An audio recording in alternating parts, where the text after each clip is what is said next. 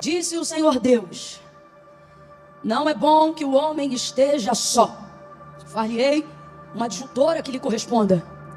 E havendo, pois, o Senhor Deus formado da terra todos os animais do campo e todas as aves do céu, trouxe-os ao homem para ver como ele lhe chamaria.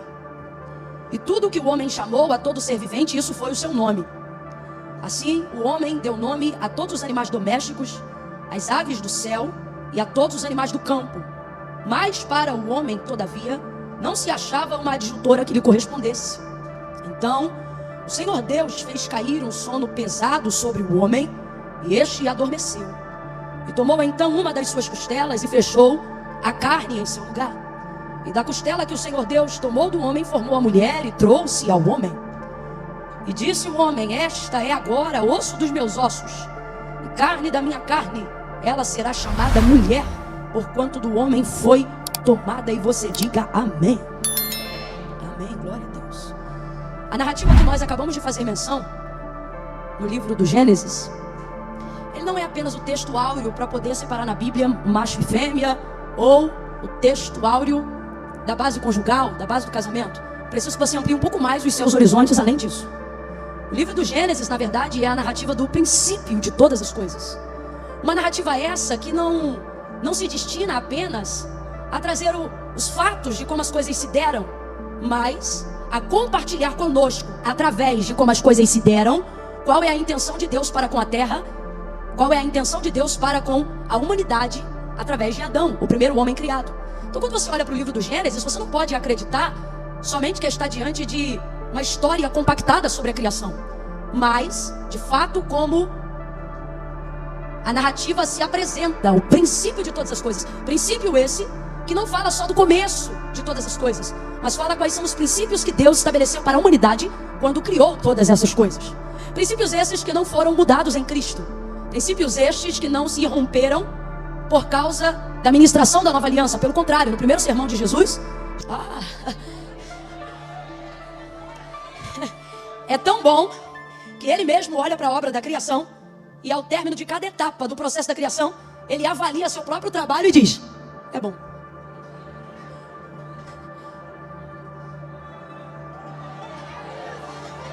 Primeira coisa que eu preciso entender é que tudo o que Deus faz é bom. Enquanto Deus trabalha, é bom. Nós temos 5 versículos no capítulo 1 do livro do Gênesis.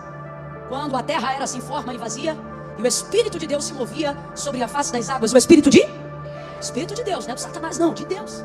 Por que você está falando isso, Camila? Porque o texto diz sobre um caos, sobre uma má formação. Ou melhor, sobre formação alguma, né? Sem forma, vazia, no limbo de trevas profundas, mas o Espírito de Deus estava lá. 2 verdades a gente já avalia, não é o ponto principal, mas é bom dar uma pincelada. Primeiro, não há trevas profundas das quais Deus não tenha poder de ir lá, né? Davi fala sobre isso abertamente. Ele disse assim: para onde eu me esconderia da tua presença? Ou para onde eu fugiria do teu olhar?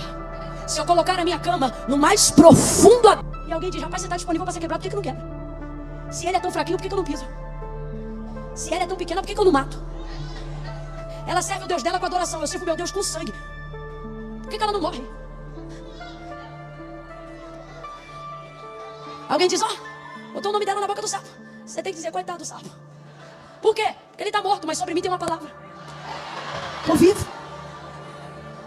Então, meu irmão, a gente tem que entender que quando o Espírito de Deus se move, ele se move a expectativa de que sobre ele haja uma...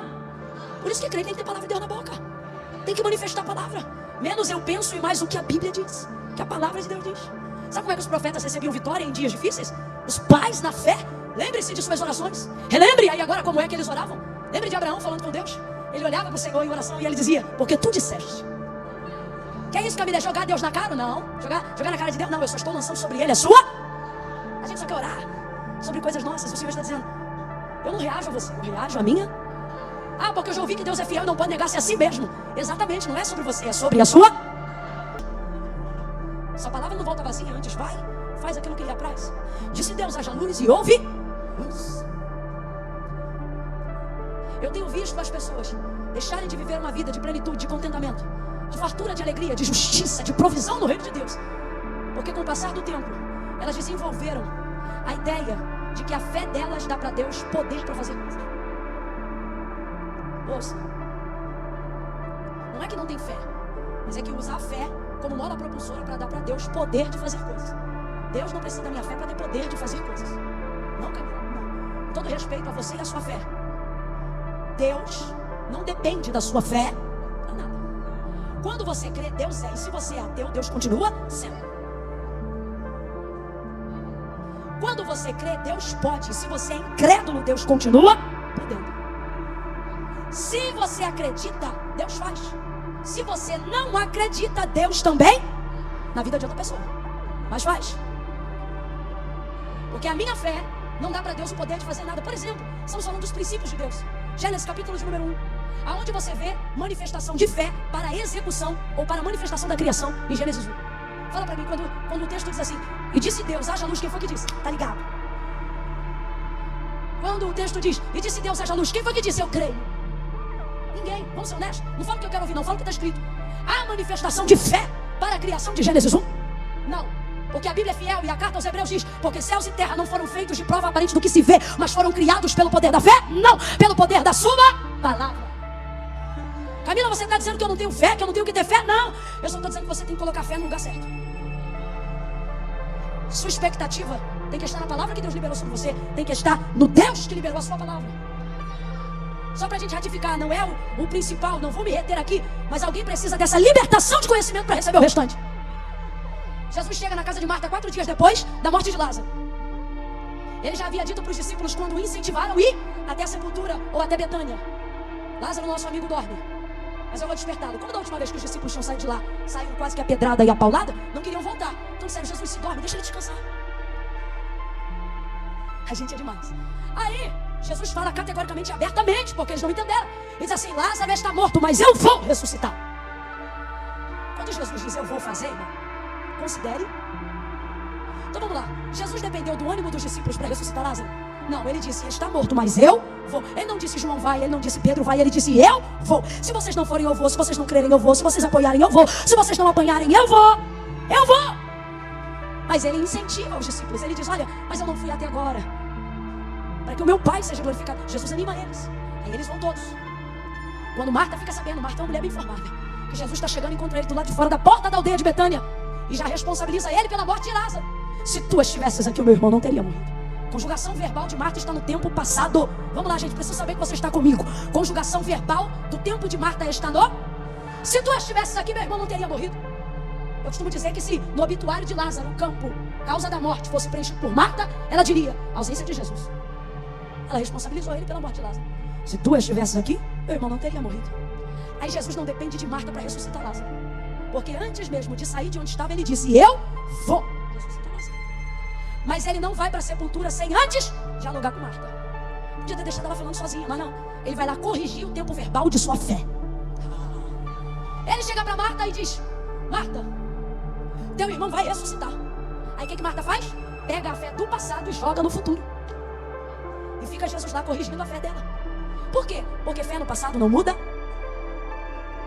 Se tu estivesse aqui, sabe o que ele está dizendo? Eu queria que tu estivesse aqui antes. Eu queria que tu estivesse aqui. Camila, será que eu tenho fé? Como Marta tem, a pergunta é: está conjugando no tempo certo? Está manifestando a palavra no tempo certo? Ouça isso, por favor. Ouça isso, por favor. Se tu estivesse aqui, meu irmão não teria morrido. Sabe o que ele está dizendo? Queria que tu estivesse aqui antes. É gente que está hoje aqui, tem palavra, tem Jesus, tem vida com Deus, mas só manifesta a fé no tempo errado, dizendo: ah, se eu tivesse conhecido Jesus mais cedo. Ah, se eu tivesse casado com fulano ao invés de ciclano. Se eu tivesse tido um filho só ao invés de 2. Ou se eu tivesse tido 4 ao invés de 3. Se eu tivesse casado primeiro para engravidar depois. Se eu não tivesse engravidado solteiro. Jesus está aqui agora, mas você só conversa com ele sobre o que ele não fez, sobre o que você não fez, sobre aonde ele não foi, sobre o que não aconteceu. Tem fé, mas só conjuga ela no... E fé no passado não serve para... Aí Jesus não depende de nada, nem de Marta para ressuscitar a fé de Lázaro. Perdão, nem da fé de Marta para ressuscitar Lázaro. Mas ele olha para ela e diz: Marta, olha ele corrigindo a fé, teu irmão vai ressuscitar. Ela, de vez de dizer yes, ela diz: eu sei. No contexto do grego, poderia ser substituído por eu creio. Ou seja, tem fé, tem ou não tem? Tem ou não tem? Mas está conjugando no lugar errado. Ela diz: eu creio, eu sei, naquele grande dia. Aí tira a fé do passado e joga para o... Camila, mas não está certo, não está certo não. E eu vou te explicar por que não está. Se eu dissesse assim para você: me diga aí uma promessa que Deus te fez, uma palavra de Deus que há sobre a sua vida. você teria obrigatoriamente que acessar uma memória do seu? Vem comigo, gente, sem preguiça, estou contando com a tua inteligência. Se eu te pedisse aí, me diga uma palavra que Deus liberou sobre a sua vida. Obrigatoriamente, se você tem uma palavra, uma promessa, você teria que acessar uma memória que estaria no seu passado. Mas não seria problema visitar uma memória do meu passado, porque toda palavra que Deus liberou sobre no meu passado me projeta para o futuro. Então eu vou lá, lembro do que Deus falou e acredito no futuro, sim ou não? E por que não acontece se eu creio? Por que não acontece se eu tenho palavra? Ah, Camila, porque não é no tempo de Deus. E se eu disser que o nome de Deus é já? E se eu te disser que você está acostumado a dar essa resposta? Porque você é o presente. E o presente é o que está exatamente no meio entre passado e futuro. Lembro da promessa passado. Fico tranquila porque me projeta para o futuro. Mas se eu tenho palavra, e se Deus tem fidelidade para cumprir, por que ainda não cumpriu? Na maioria das vezes, não cumpriu, porque eu estou no presente. Eu sou presente. Só que eu acho que o que Deus falou que vai fazer e o que Ele vai fazer é problema só dele. Vai pular daqui de passado e vai direto para o... Mas Deus não anula o tempo. E o tempo que eu vivo, que é quem recebeu a promessa, eu sou presente. Sou o tempo presente. Nunca parou para pensar?